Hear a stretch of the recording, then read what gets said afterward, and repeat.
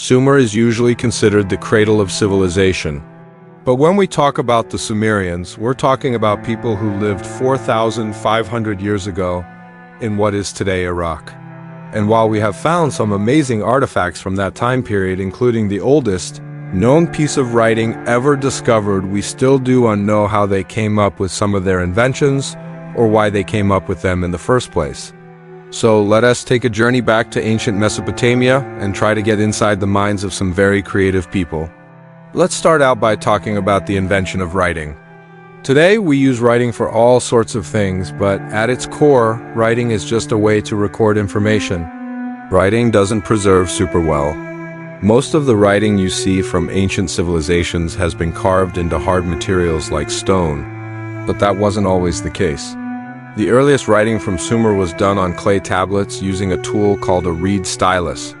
They would take a thin reed, sharpen one end to a wedge shape, and then press that wedge into soft clay tablets.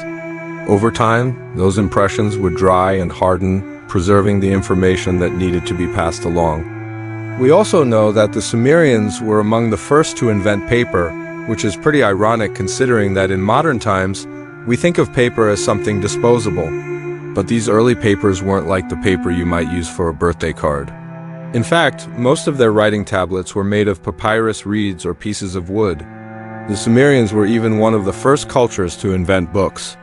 Their books were made of multiple clay tablets strung together with a cord. The clay tablets were not only used for writing, but also for counting. Early Mesopotamian scribes would press symbols into the clay to represent numbers. So it seems like the invention of writing and numbers are closely linked in their minds. And that makes sense because writing numbers down could be a big help when it comes to recording information about trade and taxes.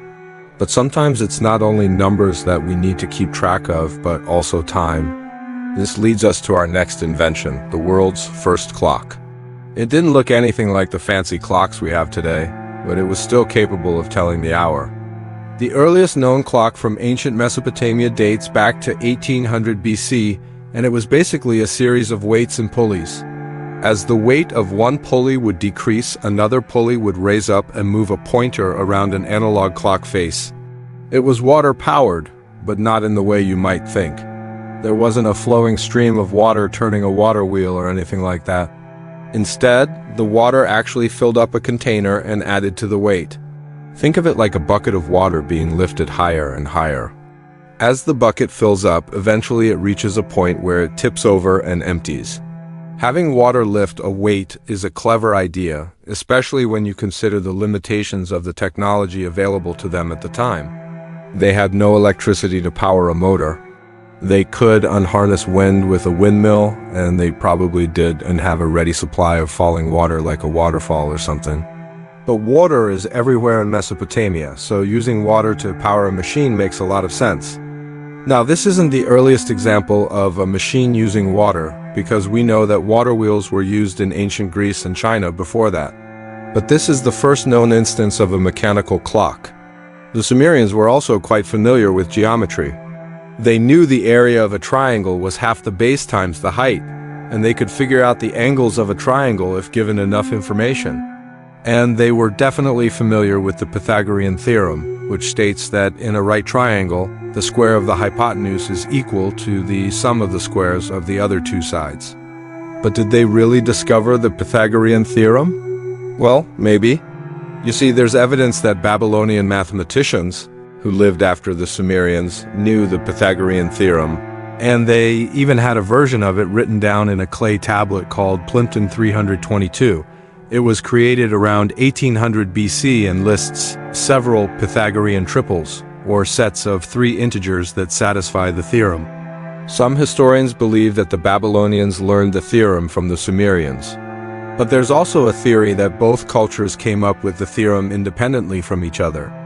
After all, the Babylonians and Sumerians were separated by hundreds of miles, and the Sumerian civilization had collapsed long before the Babylonians rose to prominence.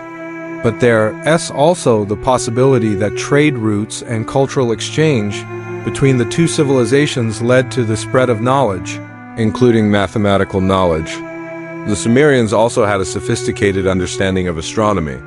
They recognized 7 celestial bodies, including the Sun, the Moon, Mars, Mercury, Jupiter, Saturn, and Venus, and they believed that these celestial bodies influenced human affairs.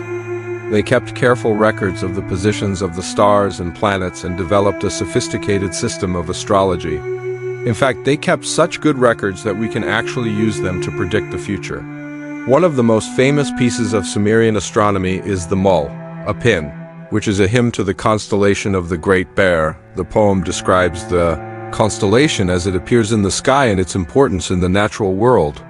We can actually use this poem to determine exactly when the Sumerians wrote it because the position of the stars changes over time. Astronomers have used the information contained in the poem to calculate the date of its composition to within a few days.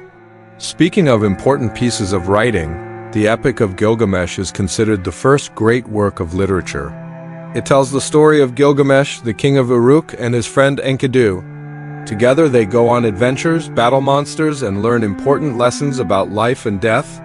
One of the most famous parts of the epic is the story of the flood. It tells the story of how the gods sent a great flood to destroy humanity, but how Utnapishtim, a righteous man, built a boat and survived the flood. Does this story sound familiar? Maybe you've heard the story of Noah's Ark from the Bible. Well, the story of the flood is actually one of the oldest stories in the world, predating both Gilgamesh and the Bible, and it's possible that the biblical story was actually inspired by the Sumerian story. Inventions and stories aside, the Sumerians were also responsible for some pretty significant innovations in agriculture. They were among the first to domesticate plants and animals, and they developed new farming techniques that allowed them to grow more food than ever before. They also invented irrigation systems that allowed them to water crops and increase their productivity. These agricultural innovations allowed the Sumerians to support a large population and build cities. They were also able to produce a surplus of food which they could then trade with other cultures. We should also talk about their religion. The Sumerians were polytheistic, meaning they believed in more than one god. They believed that the gods lived on Mount Olympus, and they worshipped a variety of gods and goddesses, each with their own powers and domains. They also developed a complex system of mythology that explained the origins of the world and the nature of humanity. But the Sumerians weren't the only ones living in Mesopotamia. As the region developed, other groups moved in and took their place. One of these groups was the Akkadians, who lived in the northern part of Mesopotamia.